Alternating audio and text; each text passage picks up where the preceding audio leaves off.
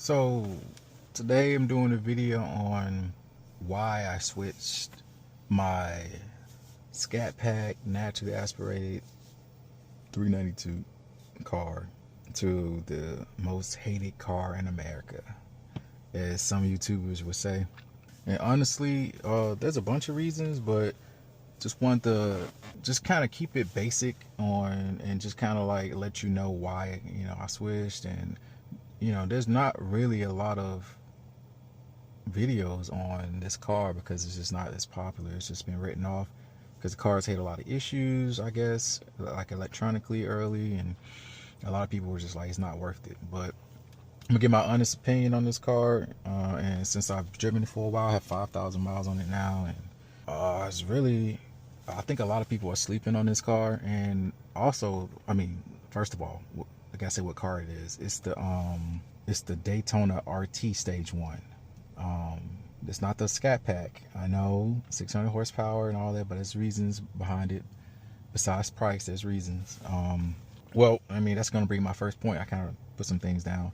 So the biggest reason, I was just looking out. My car was getting kind of older and looking for a new car, and I was just like, but I didn't want a Tesla. I get to that a little bit later, but the number one reason a lot of people don't understand is the price on these cars. The amount of car you can get if it runs right, you don't have any issues, to what you get is like, I don't feel like there's anything that's close besides like a Tesla Model 3, and there's the performance of it. Like I said, I'll get to that, but you can get one of these RT Stage 1s out the door for about 30, sometimes even less, $27,000 out the door, which is crazy. We talking about a car, I don't know if you know it or not, at least from like 0 to 60 in a quarter mile, you could do roughly the same as the car, my old car, my Scat Pack. Especially mine, because I had the manual, which is a little bit slower than the automatics.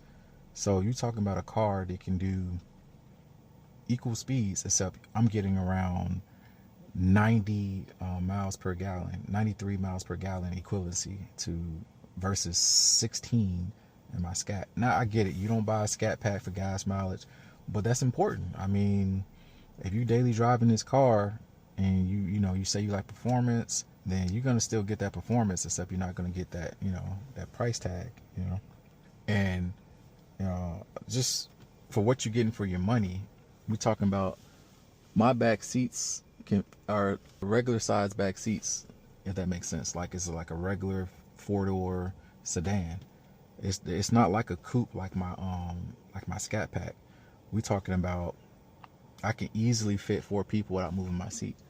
So now we're looking at a full size car with plenty of trunk space, more leg room, cheaper price, same amount of pretty much performance is just as fun sometimes.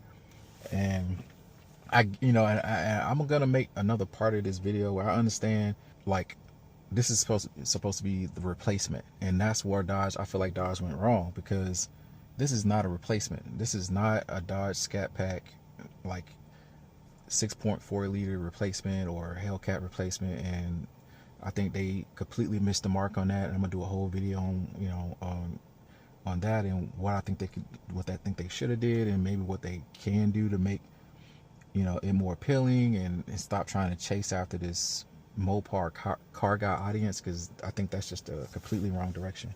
All right, like drivability. If you ever just go drive one of these cars, they'll let you drive, because they're trying to sell these things, so they'll love anybody that wants to drive one of these electric cars. They do have the 6-pack, but like I said, those cars around, you can probably get a 6-pack for probably upper $30,000-$40,000 range, which is not bad.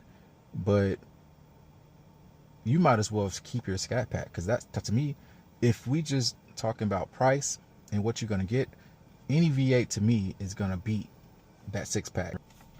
So that being said, like, you literally should make sure, like, if you just like all the new comforts, I guess if you really like the design, you can switch.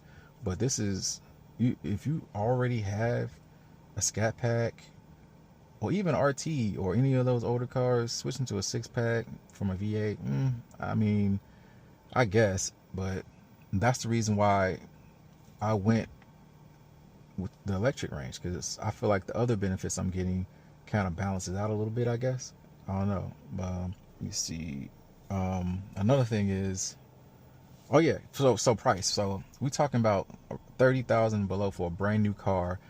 This performance is great, range is great, gas mileage is not bad. There's so many benefits from this car, and it's, and the number one reason too, it's not a Tesla. I'm sorry, like the form there's the performance version of the Tesla that's probably cheaper. Well, I don't. Well, you probably can get a used one, not a brand new one now. A used performance Tesla Model 3 that will smoke this car. The at least the RT Stage 1 all day, honestly. But I don't care what you say, you're still in a Tesla. Nothing against the Tesla guys. Like personally, my wife has a Tesla, so I have nothing against Tesla. But it's a Tesla. They're a dime a dozen. They're everywhere, and they're nice cars. But I just didn't want to ride around in a Tesla, me personally, preference wise. In this car, it has a little personality. Although it has the fake exhaust, I don't really use that, but at least it has some kind of personality. It has a unique look to it. Actually, to me, it is a very good looking car to me, and I'll show some pictures of it. But to me, I love the look of this car, honestly, and I love the spaciousness of it. I love the range of it. Honestly, I hate every car I've ever owned in the past has been a manual transmission, but it's nice not to have that. Although I could have just went and bought, another Scat pack or something that was automatic if I didn't want to do that. But no, if I'm gonna get a V8, if I'm gonna get a V8 muscle car, it's gonna be manual. But if I'm gonna get something different, then I'm gonna get, I want to get something different, and that's my final reason. Is like, there's car guys out there that all they care about is the V8s, the muscle cars, and they love the sound. They love everything that has to do with a big V8, either Hellcat dash or whatever. They love that. I'm not talking to those guys. Like, I'm a car guy, but there's a percentage of car guy in everybody, right? There's the car guy that does everything. I want to build mine. I want to build like a Honda and put like turbos on it. And then there's car guys that just got a checkbook. They're gonna go and buy whatever they can buy, and then that's going to be their car, either a Lamborghini, whatever they can afford, or even if it's a Hellcat. There's all types of car guys. There's unique car guys that like unique cars that everybody don't have, and then there's car guys that like it for just, I want to be in a muscle car. Me, I'm more of a car enthusiast than like a true car guy. Now, I work on cars. To give you an example of my extent of working on cars, I've done as much as doing like timing change, replace heads on motors and stuff like that. Like, I know about cars. I'm a car guy through and through. Every sport car I ever owned has been a muscle car. Been a manual car. So I feel like I'm a car guy just as much as anybody else. I love cars. I watch YouTube, a lot of different cars, stuff like that. But also, I like experiences. We only get one life, and I want to try a little bit of everything. Yes, I could have just rented this car, I guess, but that's not the same. I've owned trucks, lifted trucks. I've done that.